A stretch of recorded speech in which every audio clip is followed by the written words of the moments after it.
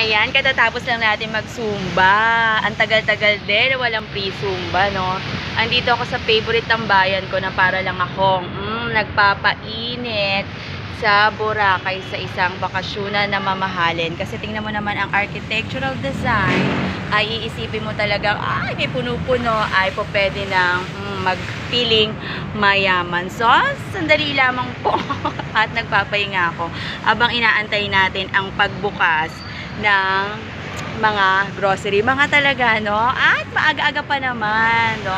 Kaya naisipan ko mag-vlog para maingganyo natin yung mga tutulog-tulog pa na amiga natin ay magkikilos na.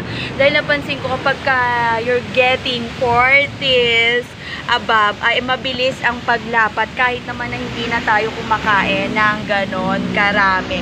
So, yan lamang po ang inspiring para sa mga amiga natin na hirap kumilos sa umaga, no? Ako naman ay talagang masipag. Ayokong nakatenga dahil the more tenga that you have, ay gusto ko sa pakita sa inyo yung mga puno-puno, kaya lang mainit. Ang glutathione ay baka malusa.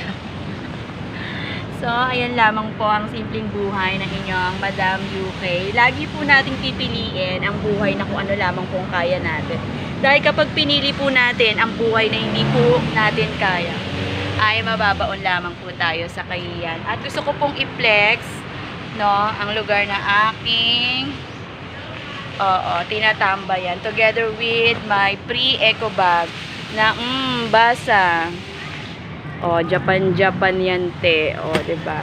Sabi ko nga sa iyo, sa Ukayan, merong mga arami na. Marami na akong kaibigan sa Ukayan. Yung kamahal na Ukayan ay nandun po sa ilalim ng LRT Carriedo side. So, sa mga nagtatanong sa akin, kaya hindi ko po ma-promote yan hanggang hindi bumababa yung presyo ng Ukayan dun sa Central, ay hindi ko pinupuntahan.